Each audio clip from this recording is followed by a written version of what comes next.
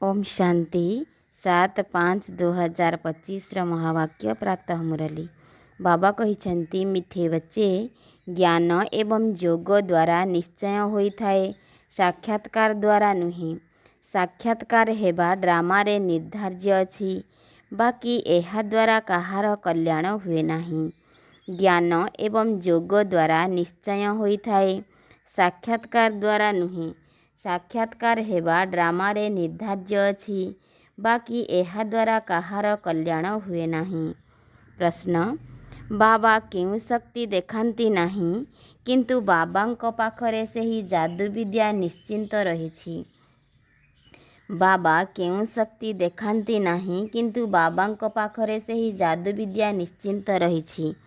उत्तर मनुष्य माने भाबुछंती भगवान तो शक्तिशाली अटंती से मृत व्यक्ति को मध्य बंचाई पारिबे किंतु बाबा कहउछंती मु एभली शक्ति देखाउ नाही।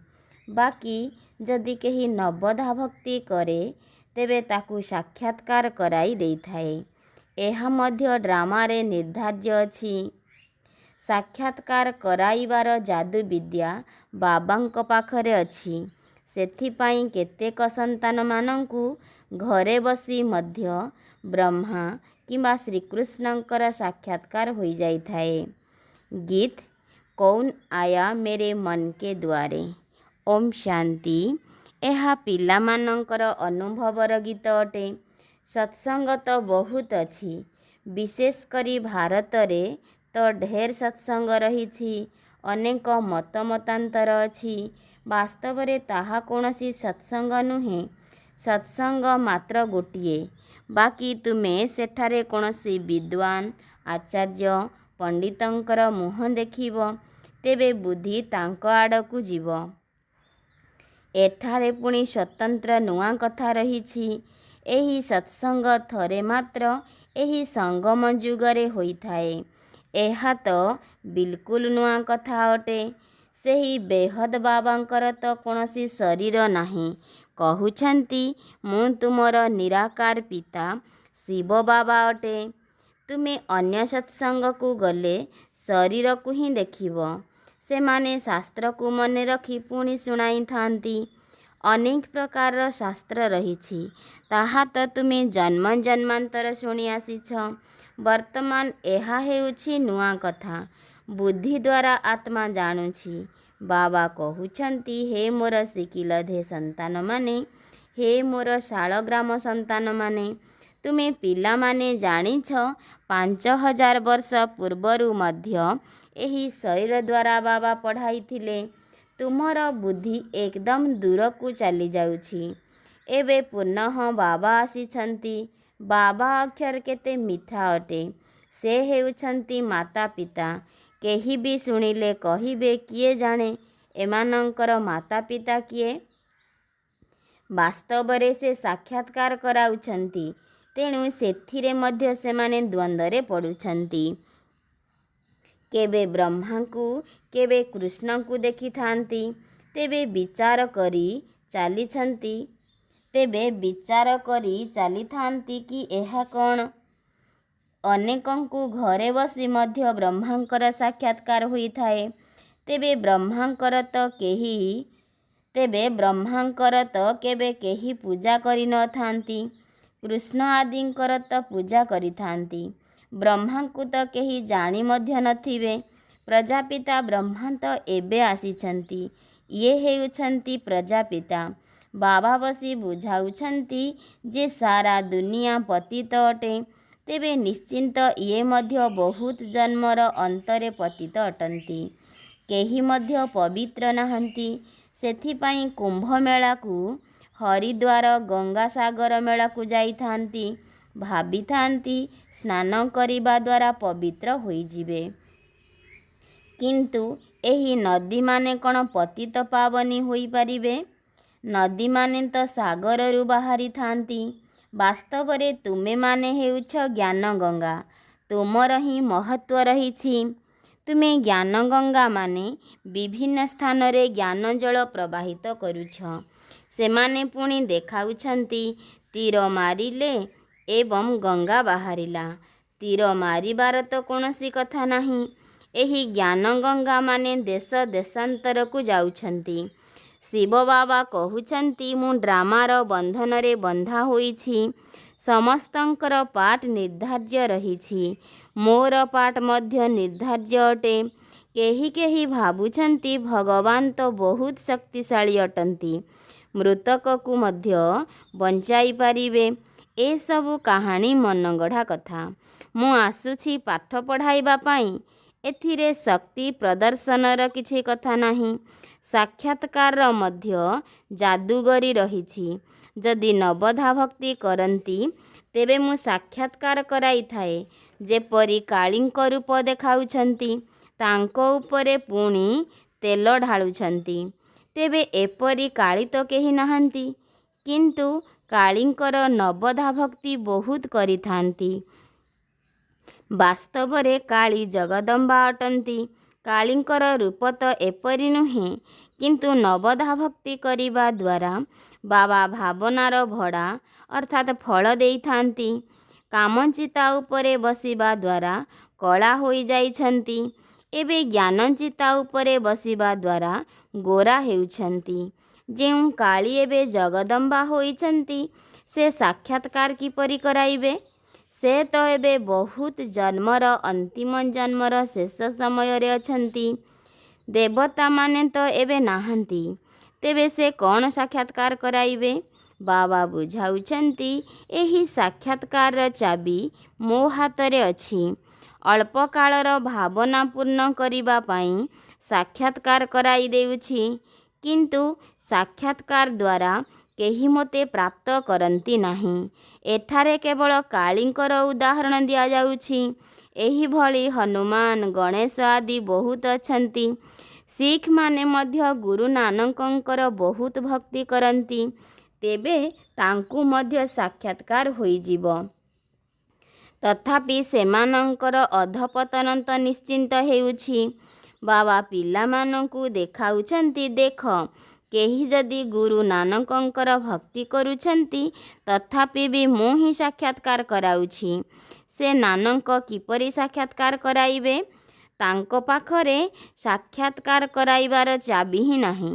ବ୍ରହ୍ମା ବାବା କହୁଛନ୍ତି, ମୋତେ ବିନାଶ ସ୍ଥାପନାର ସାକ୍ଷାତକାର ମଧ୍ୟ ଶିବ ବାବା କରାଇଥିଲେ।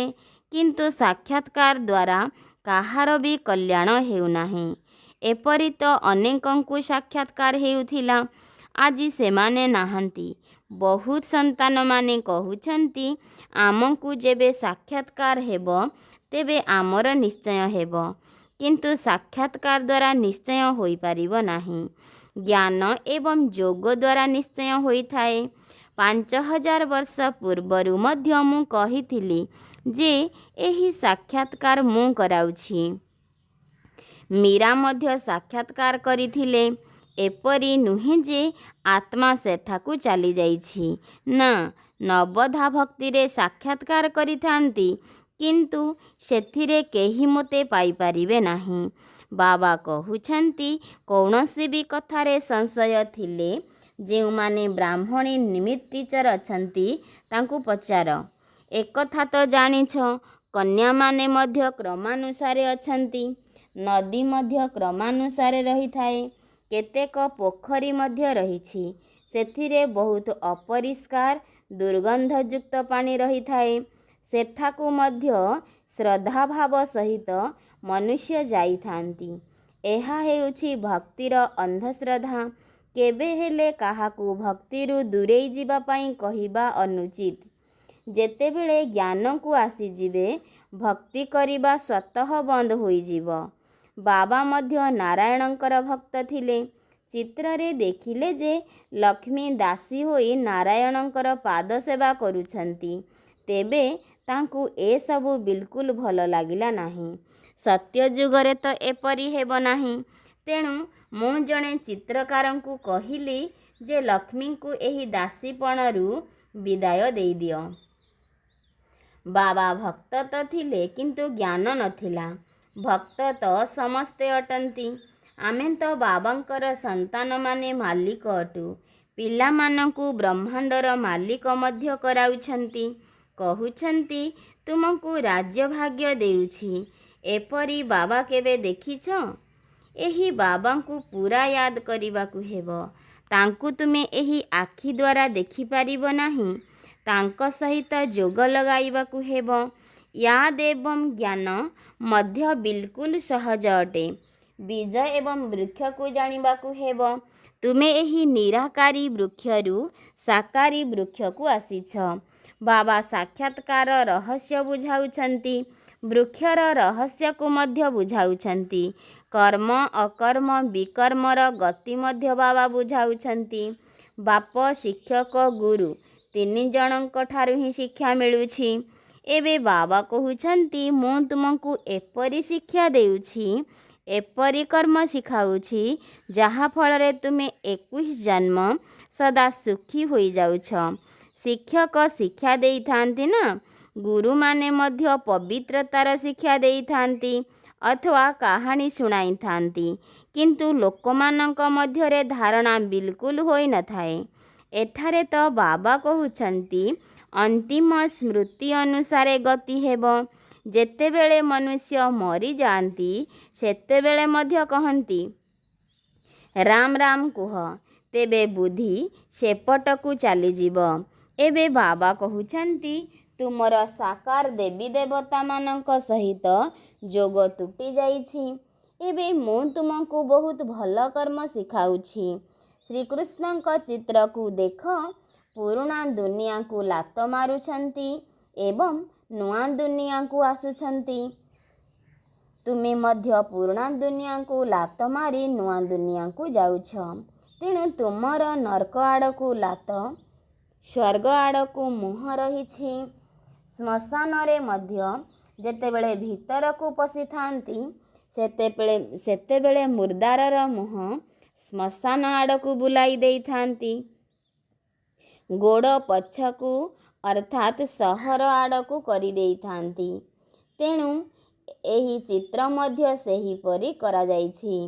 ମମା ବାବା ଏବଂ ତୁମେ ପିଲାମାନେ, ତୁମକୁ ତ ମମା ବାବାଙ୍କୁ ଅନୁସରଣ କରିବାକୁ ପଡ଼ିବ, ଯାହାଫଳରେ ତାଙ୍କ ଗଦିରେ ବସିପାରିବ। ରାଜାଙ୍କର ସନ୍ତାନମାନେ ରାଜକୁମାର କୁମାରୀ ବୋଲାଇଥାନ୍ତି ନା?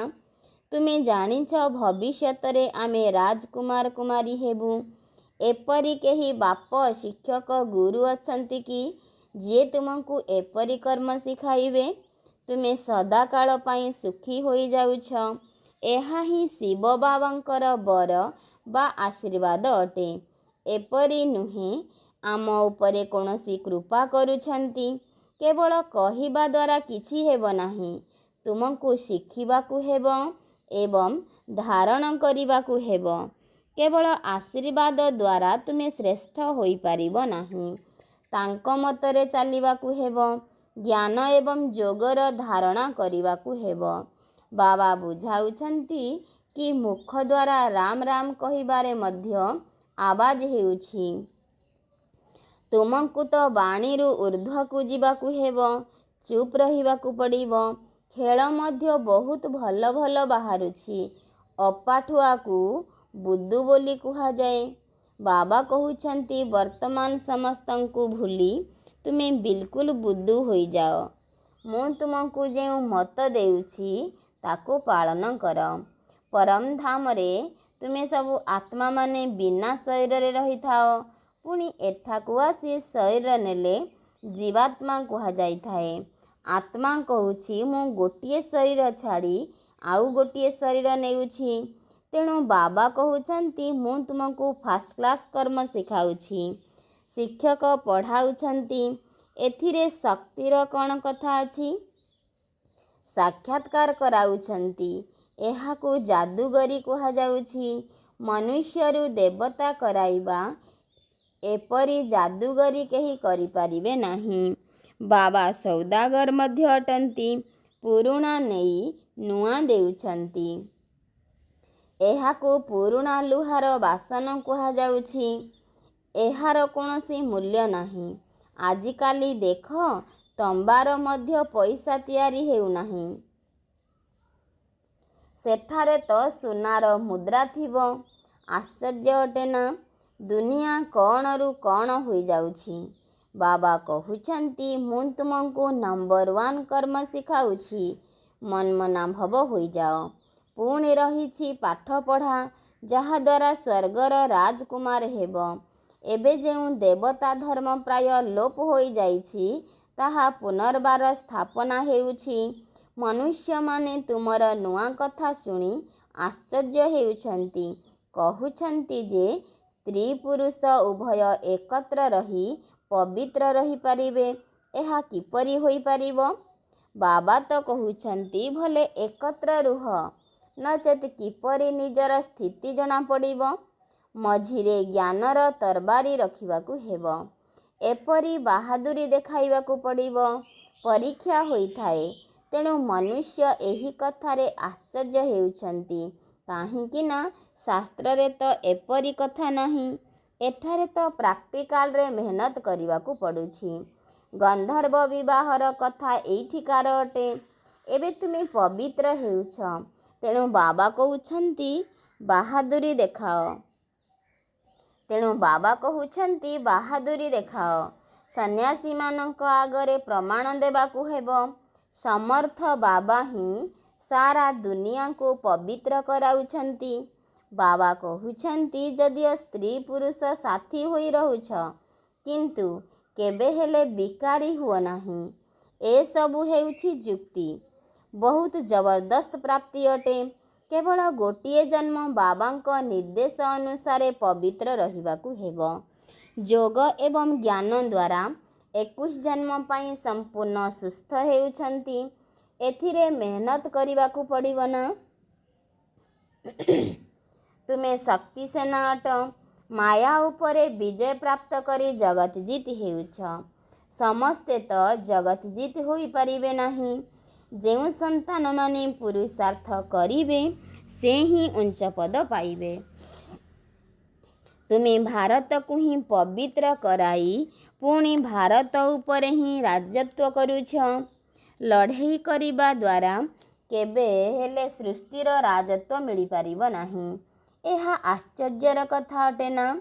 ଏହି ସମୟରେ ସମସ୍ତେ ପରସ୍ପର ସହିତ ଲଢ଼େଇ କରି ଖଲାସ ହୋଇଯାଉଛନ୍ତି। ଭାରତକୁ ହିଁ ମାଖନ ଅର୍ଥାତ୍ ଲହୁଣୀ ମିଳୁଛି। ଏହାକୁ କରିବେ ବନ୍ଦେ ମାତରମ୍ ମାନେ। ମାତୃଶକ୍ତିମାନେ ହିଁ ଭାରତକୁ ଏ ଲହୁଣୀ ଦିଆଯାଉଛି। ମାତୃଶକ୍ତିମାନେ ହିଁ ଭାରତକୁ ଏ ଲହୁଣୀ ଦିଆଉଛନ୍ତି। ସଂଖ୍ୟା ଅଧିକ ମାତାମାନଙ୍କର ରହିଛି। ବର୍ତ୍ତମାନ ବାବା କହୁଛନ୍ତି ଜନ୍ମ ଜନ୍ମାନ୍ତରର ତୁମେ ଗୁରୁ କରି ଆସିଛ, ଶାସ୍ତ୍ର ପଢ଼ି ଆସିଛ। ଏବେ ମୁଁ ତୁମକୁ ବୁଝାଉଛି। ନିଜେ ନିର୍ଣ୍ଣୟ କର ଠିକ୍ କ'ଣ। ସତ୍ୟଯୁଗ ହେଉଛି ରାଇଟିୟସ୍ ଅର୍ଥାତ୍ ମର୍ଯ୍ୟାଦାପୂର୍ଣ୍ଣ ଦୁନିଆ। ମାୟା ଅନରାଇଟିୟସ୍ ଅର୍ଥାତ୍ ମର୍ଯ୍ୟାଦାହୀନ କରିଦେଉଛି। ଏବେ ଭାରତବାସୀ ଅଧର୍ମୀ ହୋଇପଡ଼ିଛନ୍ତି। ଧର୍ମ ହିଁ ନାହିଁ, ସେଥିପାଇଁ ଶକ୍ତି ନାହିଁ। ଧର୍ମଭ୍ରଷ୍ଟ, ନୀତିଭ୍ରଷ୍ଟ, ନିୟମକାରୀ, ଉଲ୍ଲଙ୍ଘନକାରୀ ଦେବାଳିଆ ହୋଇପଡ଼ିଛନ୍ତି। ବେହଦର ବାବା ହୋଇଥିବାରୁ ବେହଦର କଥା ହିଁ ବୁଝାଉଛନ୍ତି। କହୁଛନ୍ତି ଯେ ମୁଁ ତୁମକୁ ପୁନର୍ବାର ଧାର୍ମିକ ଏବଂ ସବୁଠାରୁ ଶକ୍ତିଶାଳୀ କରାଉଛି। ସ୍ୱର୍ଗ ଗଢ଼ିବା ତ ଶକ୍ତିଶାଳୀ ଆତ୍ମାମାନଙ୍କର କାର୍ଯ୍ୟ ଅଟେ, କିନ୍ତୁ ସେସବୁ କାର୍ଯ୍ୟ ଗୁପ୍ତ। ତୁମେମାନେ ଗୁପ୍ତ ସୈନିକ ଅଟ। ବାପାଙ୍କର ପିଲାମାନଙ୍କ ପ୍ରତି ବହୁତ ସ୍ନେହ ରହିଥାଏ, ସେଥିପାଇଁ ମତ ଦେଇଥାନ୍ତି। ବାବାଙ୍କର ମତ, ଶିକ୍ଷକଙ୍କ ମତ, ଗୁରୁଙ୍କ ମତ, ସୁନାରୀର ମତ, ଧୋବାର ମତ, ଏଥିରେ ସମସ୍ତଙ୍କର ମତ ଆସିଯାଉଛି। ଆଚ୍ଛା, ମିଠା ମିଠା ଶିଖିଲଧେ ସନ୍ତାନମାନଙ୍କ ପ୍ରତି ମାତା ପିତା ବାପ ଦାଦାଙ୍କର ମଧୁର ସ୍ନେହ ସମ୍ପନ୍ନ ଶୁଭେଚ୍ଛା ଏବଂ ସୁପ୍ରଭାତ। ଆତ୍ମିକ ପିତାଙ୍କର ଆତ୍ମିକ ସନ୍ତାନମାନଙ୍କୁ ନମସ୍ତେ। ଧାରଣା ପାଇଁ ମୁଖ୍ୟ ସାରାଂଶ ନମ୍ବର 1। ଏହି ଗୋଟିଏ ଅନ୍ତିମ ଜନ୍ମରେ ବାବାଙ୍କର ନିର୍ଦ୍ଦେଶ ଅନୁସାରେ ଚାଲି ଗୃହସ୍ଥ ବ୍ୟବହାରରେ ରହି ପବିତ୍ର ହୋଇ ରହିବାକୁ ହେବ। ଏଥିରେ ବାହାଦୁରୀ ଦେଖାଇବାକୁ ନାହିଁ। ଏଥିରେ ବାହାଦୁରୀ ଦେଖାଇବାକୁ ହେବ। ନମ୍ବର 2 ଶ୍ରୀମତ ଅନୁସାରେ ସର୍ବଦା ଶ୍ରେଷ୍ଠ କର୍ମ କରିବାକୁ ହେବ। ବାଣୀରୁ ଊର୍ଦ୍ଧ୍ୱକୁ ଯିବାକୁ ହେବ। ଯାହା କିଛି ପଢ଼ିଛ ବା ଶୁଣିଛ ତାକୁ ଭୁଲି ବାବାଙ୍କୁ ମନେ ପକାଇବାକୁ ହେବ। ବାବାଙ୍କର ବରଦାନ, ପରିସ୍ଥିତି ଗୁଡ଼ିକୁ ଭାଗ୍ୟର ସଂକେତ ମନେ କରି ନିଜର ନିଶ୍ଚୟର ମୂଳଦୁଆକୁ ମଜବୁତ କରୁଥିବା ଅଚଳ ଅଟଳ ଭବ। ପରିସ୍ଥିତି ଗୁଡ଼ିକୁ ଭାଗ୍ୟର ସଂକେତ ମନେ କରି ନିଜର ନିଶ୍ଚୟର ମୂଳଦୁଆକୁ ମଜବୁତ କରୁଥିବା ଅଚଳ ଅଟଳ ଭବ। ବିସ୍ତାର, ଯଦି କୌଣସି ପରିସ୍ଥିତି ଆସୁଛି ତେବେ ତୁମେ ହାଇଜମ୍ପ ଦେଇ ଆଗକୁ ବଢ଼ିଚାଲ, କାହିଁକି ନା ପରିସ୍ଥିତି ଆସିବା ମଧ୍ୟ ଭାଗ୍ୟର ଲକ୍ଷଣ ଅଟେ। ଏହା ତୁମର ନିଶ୍ଚୟର ମୂଳଦୁଆକୁ ମଜବୁତ କରିବାର ସାଧନ ଅଟେ। ତୁମେ ଯଦି ଥରେ ମାତ୍ର ଅଙ୍ଗଦ ସମାନ ମଜବୁତ ହୋଇଯିବ ତେବେ ଏହି ପରୀକ୍ଷା ଗୁଡ଼ିକ ମଧ୍ୟ ତୁମକୁ ନମସ୍କାର କରିବେ। ପ୍ରଥମେ ବିକରାଳ ରୂପରେ ଆସିବେ, ତାପରେ ଦାସୀ ହୋଇଯିବେ। ତେଣୁ ତୁମେ ଚ୍ୟାଲେଞ୍ଜ କର, ମୁଁ ମହାବୀର ଅଟେ। ଯେପରି ପାଣି ଉପରେ ଗାର ଟାଣିଲେ ତାହା ତିଷ୍ଠି